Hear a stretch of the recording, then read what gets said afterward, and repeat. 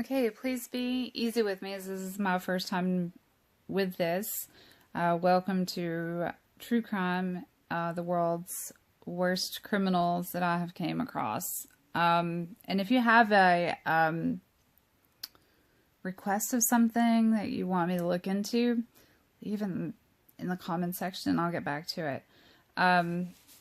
Today we're going to be discussing Alberto Anastasia, also known as Albert Anastasia.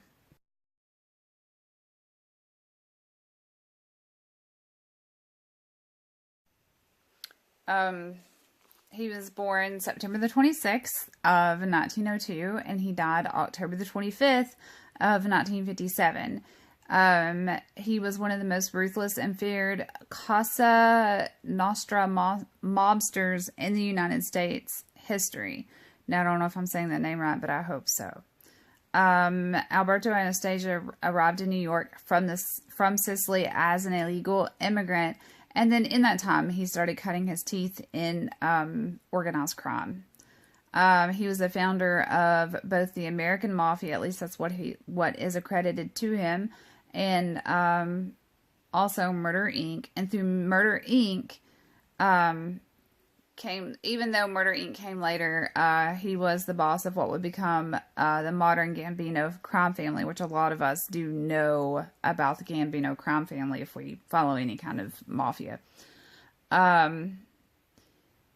He was born in Tropea, Calabria, Italy. I probably did not say that right. He did die in Manhattan. And we will go over why later. He was his nationality was Italian. He was known for Murder Inc. His title was boss of the Gambino family. Now, again, I don't know if that's 100% correct, or that is the title that maybe he held when he died. But there's some things in there that kind of make me wonder, and you'll know when I get there.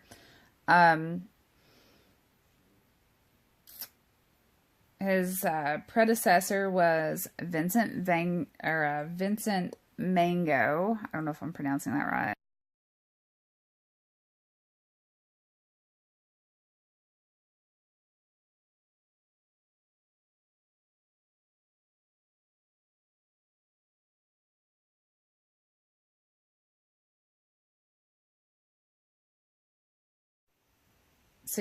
Successor was Carlo Gambino.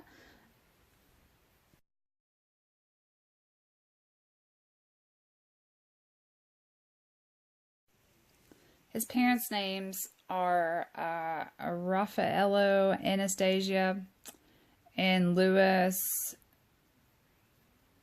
de Filipia, Nominia de Filipia. I cannot pronounce her name. I'm sorry. My southern accent does not allow me to pronounce a lot of things.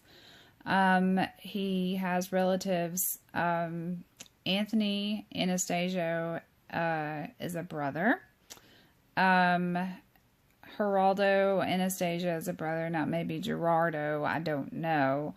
Salvatore Anastasia was a brother, and Jack O'Halloran was a brother. The last name, I don't know if that may be a stepbrother or if it's credited as a brother just because of their closeness. So that I don't know. Raphael Anastasia was the father, was a railroad worker who died after the First World War, leaving behind 9 sons and 3 daughters. So you're going to think that's really hard. And back then, usually after the father died, the brother would step up to take care of the family, the oldest, typically. Anastasia was married to Elsa Barnesi. They had 1 son, Anthony Anastasia Jr., and they would have another son and 2 daughters.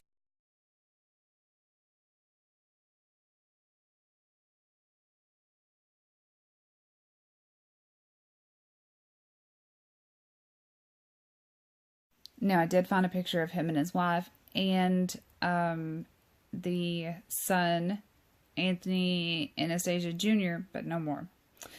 In 1919, Anastasia and 3 of his brothers arrived in New York City working on a freighter, Deserting the ship, the brothers illegally entered the United States, and the boys soon started working as long horsemen on the Brooklyn waterfront. Now, I've been trying to figure out what a long horseman is that works on the waterfront. If anybody knows, please leave it in the comments below. I've researched it as much as I can, as busy as I have been to try to get this done, and I can't find anything. So if you know, please let me know. Sorry, I have notes. There's a lot of this stuff to remember, and I can't memorize it all and get on here because I have really, really, really horrible memory. Okay, so let's go on to what makes him a criminal. Alberto, son born 1935, educated in Santa Carla or Sant Cecily High School, Englewood, New Jersey, living on Bluff Road, Fort Lee, New Jersey. Now, I'm taking it that that was one of his sons that I cannot find a photo of. He was perhaps one of the most feared hitmen of the Italian American Cosa Nostra's golden era, earning the infamous nicknames the Mad Hatter and the Lord High Executioner. He was also in control of New York waterfront for most of his criminal career, including dockworker unions. Now, most of you all know that back then, the union was really started by the mob. It has came a long way from what it was. I know my husband is a union steward and has worked for a job with a union for a long time. We're talking like up in the teens. Like many other future mafia leaders in the gang of Jacob Little Angie Origin, I think is how you pronounce his last name.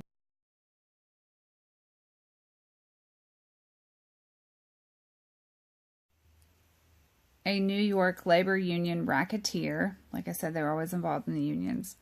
Oregon's assassination in 1927 split the gang into factions, and Anastasia soon threw in his lot with the three men who were to reshape and reorganize the mafia on the national basis. Meyer Lansky,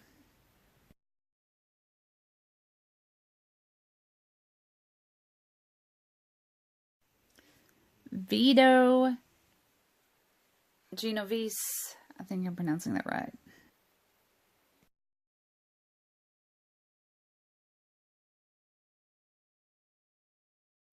And Lucky Luciano, I believe is how you pronounce his name. He became one of their strong arms, and when one of the strong arms and hitmen along the side of Bugsy Siegel. I don't know if I'm pronouncing that right, but we all know who he is, I'm fairly sure.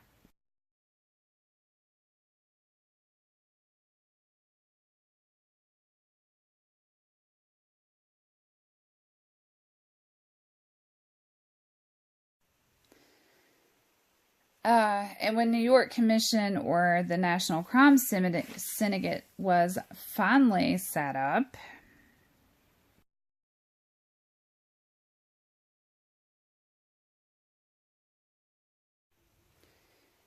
he became the founding father of its enforcement. Founding father of its enforcement arm, taking the responsibility for long distance contract killings. Let's see. On March the 17th, 1921, Anastasia was convicted of murdering longshoreman George Turnio. As a result of a quarrel, Anastasia was sentenced to death to Sing Sing State Prison in Ossing, New York.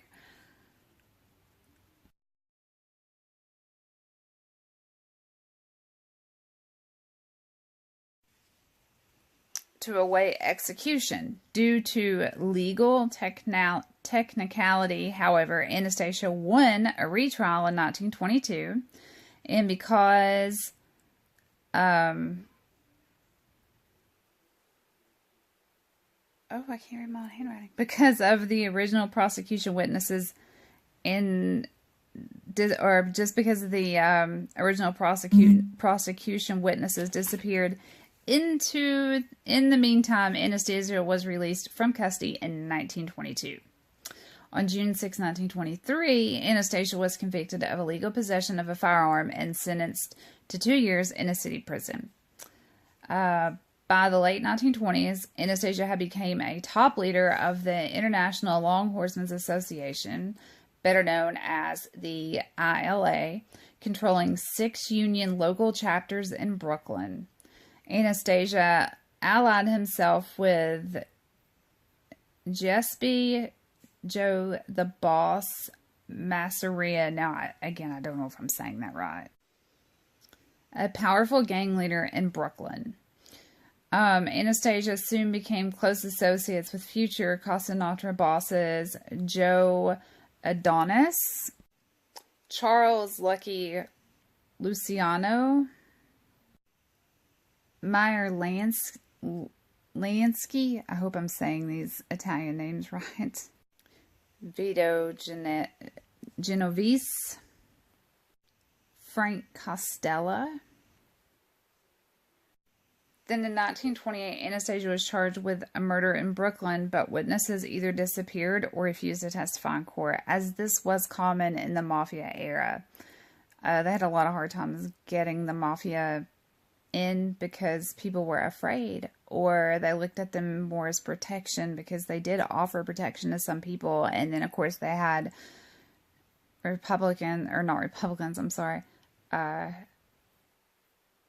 politicians in their pockets, cops in their pockets. Not much different than today, honestly. I'm not saying that they all are bought, but I do know that they are in some of them's pockets. On April the 15th, 1931, Anastasia allegedly participated in Masseria's murder. Story goes, Luciano, National Crime Syndicate, had lured Massera to a meeting at a Coney Island, Brooklyn restaurant. During their meal, Luciano excused himself to go to the restroom. As soon as Luciano was gone, Anastasia, Vito Genovese, Joe Adonis, and Bugsy Siegel. If somebody knows how to pronounce that, please kind of break it down in the thing below, or let me know if I'm saying it right, rushed into the dining room and shot Massera to death, with Luciano's subsequent reorganization of New York's Cosa Nostra into its current 5 families. Anastasia was appointed underboss of the crime family of Vincent Magano.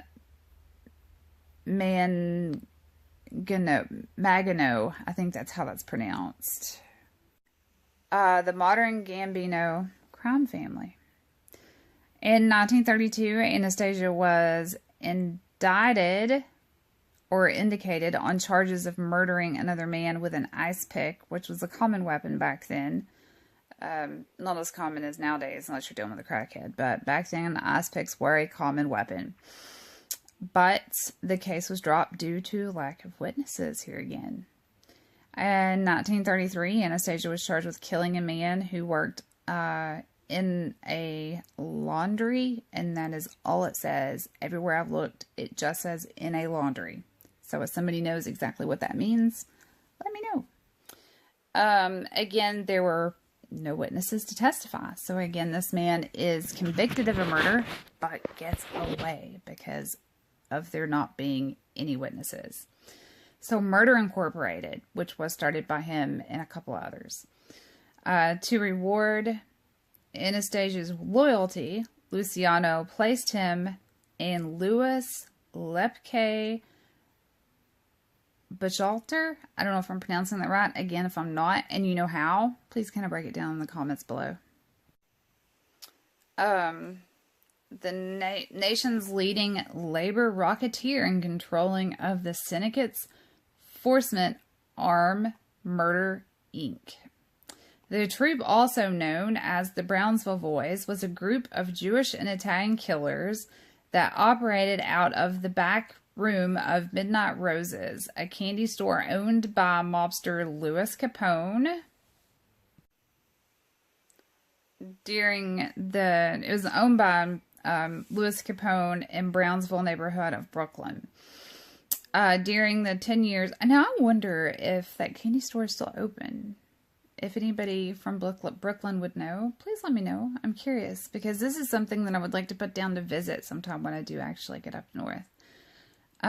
During its 10 years of operation, it is estimated that Murder Inc. committed between 400 and 1,000 murders, many of which were never solved. So there's 4 to 1,000 cold cases in 10 years. Anastasia was nicknamed the Mad Hatter and the Lord High Executioner, as we spoke about earlier. Unlike Lepke, many other members of Murder Inc., Anastasia was never prosecuted for any of these murders. It's doubted by some that he was even involved because he was the underboss of the family and he had his own killers to use if needed. During this period, Anastasia's business card claimed that he was a sales representative for the Convertible Mattress Corporation in Brooklyn. Now, I tried to find a photo of that, and I couldn't. If somebody has, please DM me. I would love to see it. If this Convertible Mattress Corporation was a real business and is still around, I would be interested to know that as well.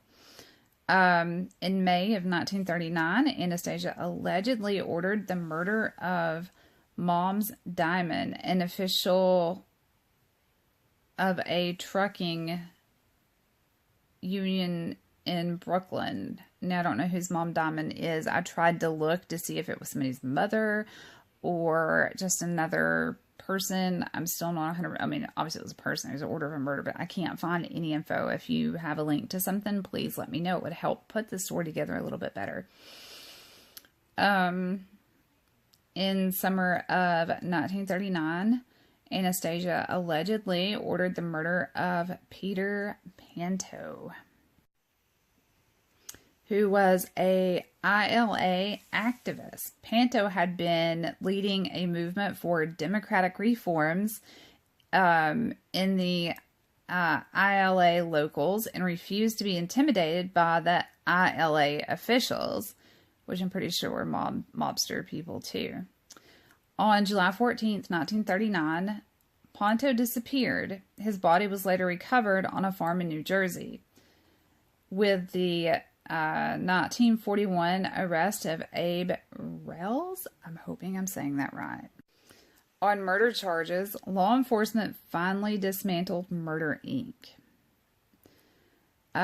Rels was a gang leader from Brownsville, Brooklyn, who had been supplying Anastasia and Murder Inc. with hitmen for the past 10 years. Rels decided to testify for the government to save himself from the death penalty. Now, everybody knows back then, if you testified against the mafia, chances were you weren't going to make it. So I don't know why he did that. He was in the inside, so he knows how things work. But Rels also had information that could implicate Anastasia in the 1939 Diamond and Panto murders. Fearful of prosecution, Anastasia offered a $100,000 reward for Rels' murder. $100,000 back then. That's a lot of money. It's a lot of money now. That is a lot of money back then. On November the 12th, 1941, Rels was found dead on a restaurant roof outside of the Half Moon Hotel, which I'm curious if that is still around, in Coney Island. Rels was being guarded at a 6-room floor during an ongoing trial. In 1951, a grand jury ruled that Rels accidentally died while climbing down to the 5th floor using sheets tied to a heating radiator. However, many officials still suspect that Rels had been murdered. There was not enough evidence there to prove otherwise. In the spring of 1942, Anastasia allegedly ordered the murder of an associate. We all know in the mafia that is not good unless you have approval. The associate was Anthony Romeo, if I'm pronouncing that right. Romeo had been arrested and questioned in the Panto killing. However, at the end of June, Romeo's body was discovered near Guyancourt, Delaware. Romeo had been beaten and shot multiple times.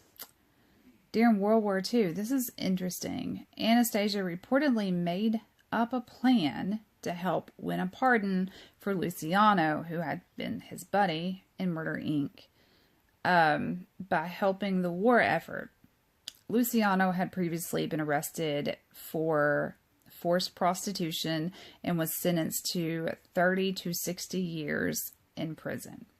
So he arranged for a pardon for Luciano. American needing allies in Sicily to advance the invasion of Italy and the desire of the Navy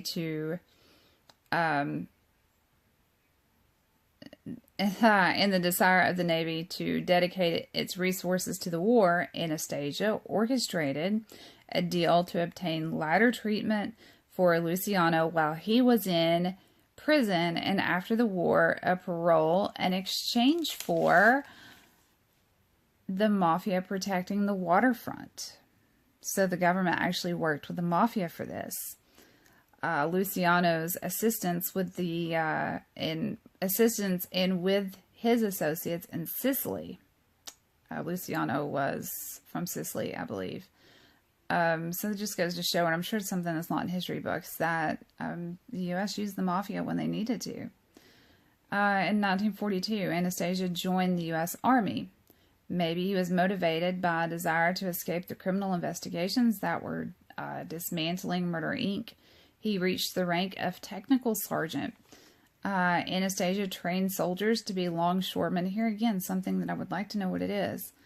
At Fort Indiantown Gap in Pennsylvania. In 1943, a reward for his military service, Anastasia received U.S. citizenship. Remember, he came here as an illegal immigrant. Now he is officially a U.S. Citizen due to his service in the Army. In 1944, Anastasia was honorably discharged from the Army and moved his family to a ranch house on Bluff Road, Fort Lee, New Jersey, which, from what I remember, is where he raised his family. Like so many other future mafia leaders in the gang of Jacob Little Augie Oregon, a New York labor union racketeer, Oregon's assassination in 1927 split the gang in factors, and Anastasia soon threw in his lot with the three men who were to reshape and reorganize the mafia on a national basis. Meyer Lansky, Vito Janess, and Lucky Luciano. He became one of their strong arms and hitman alongside Bugsy Siegel. I think it's Siegel, sorry. When the New York Commission or National Criminal Syndicate was finally set up, he became the founding father of its enforcement arm, taking responsibility for long-distance contract killings. In 1940, though, Abe Rels, one of Anastasia's killers for hire, turned stoolie and started giving detailed evidence about 24 murders in which Anastasia was implicated. He went underground and only reemerged in 1941 when Rels had an unfortunate accident falling 6 floors to his death from the hotel in which the Brooklyn district attorney had hidden him under supposed police protection. No one was ever charged in Relly's death. Oh, that was in Italy, by the way. Oh, wait, no, I'm sorry. After Luciano was exiled in Italy, I guess would be the right term. It became vicious mob battles for control of Luciano's gambling prostitution, and drug operations in the U.S. He emerged as head of the Magano family, but his style of doing business and his increasing ambition didn't sit well with the bosses of the other clans. So on October the 25th, 1957, when Anastasia went down to the basement of the barber shop in Manhattan's Park at the Sheraton Hotel, which I'm curious if that's still around, for his regular haircut, 2 men followed him and shot him to death with automatic pistols as he sat in a barber's chair. Then they threw down their weapons and went back to street level and just disappeared. It is said 10 years later, a mafia soldier called Joe Valasci, I don't know, claimed that the killing had been ordered by Anastasia's old associate, Vito Genovese, if I'm pronouncing that correct, on the ground that Anastasia had been invading his turf. The members of the commission agreed. And in the old days, of course, at this point, they would have got in touch with Murder Incorporated and Alberto Anastasia himself. Anastasia. Seriously, though, who really knows what they would have done? Mafia has always had their rules, and they likely always will. We'll never know what they would have done. Just speculate it. A tidbit I did not mention was how much the Teamsters were mentioned in this research. Because I am a proud wife of a Teamster. But yeah, that's it. He was assassinated after all he did for the Mafia and the things that he arranged to help out some of his Mafia buddies. Alberto Anastasia was assassinated October the 25th, 1957, at the age of 55 in Manhattan, New York, in the United States. So that's that. If you've enjoyed this, let me know. I'll try to get a little bit better about remembering the info so I'm not always looking down or looking away. I can look at you guys. We can have a conversation. Excuse my mispronunciation of some of the words. Like I said, I'm very Southern. Some of the words are very hard to pronounce for me.